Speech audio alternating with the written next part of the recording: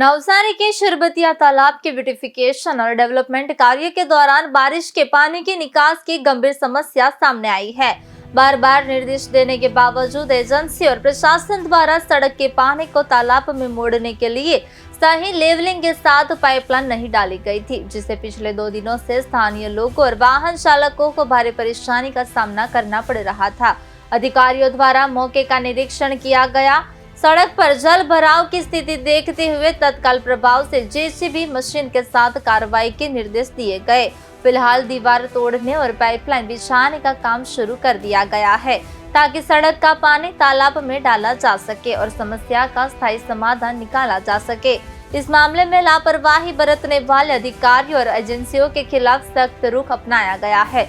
Municipal commissioner को निर्देश दिए गए हैं कि दोषियों को नोटिस जारी किया जाए और सुधार न होने पर उन्हें जिम्मेदारी से हटाया जाए। प्रशासन ने स्पष्ट किया है कि कुछ लोगों की लापरवाही के कारण शहरवासियों को परेशान नहीं होने दिया जाएगा। नवसारी सरबतिया तलाव डेवलप થઈ રહ્યું છે। મેં આગળ પણ સૂચના આપી હતી કે આ રોડનું પાણી તળાવમાં વરસાદી પાણી જેવી વ્યવસ્થા રાખવી જોઈએ।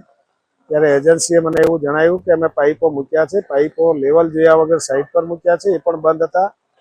વારંવાર કહેવા છતાં નિકાલ નહીં થતો હતો। આજે સવારે 7:30ની વિઝિટમાં પાણી ભરાતા તંત્રને મેં એમ કહ્યું 10 વાગે જેસીબી લઈને હાજર રહી હમણાં જ મેં આ જેસીબીથી દિવાલ તોડાવવાનું કામ શરૂ કર્યું છે અને લોકોને 2 દાડાથી જે વરસાદમાં હાલાકી પડે છે રોડ પર એ પાણી ભરાવાનું બંધ થઈ જશે। પાઇપ નાખીને વરસાદી પાણી એ તળાવમાં નાખવાનું કામગીરી શરૂ થઈ જશે અને કાયમ ચોમાસા દરમિયાન હવે અહીંયા પાણીનો પ્રશ્ન હલ થઈ જશે।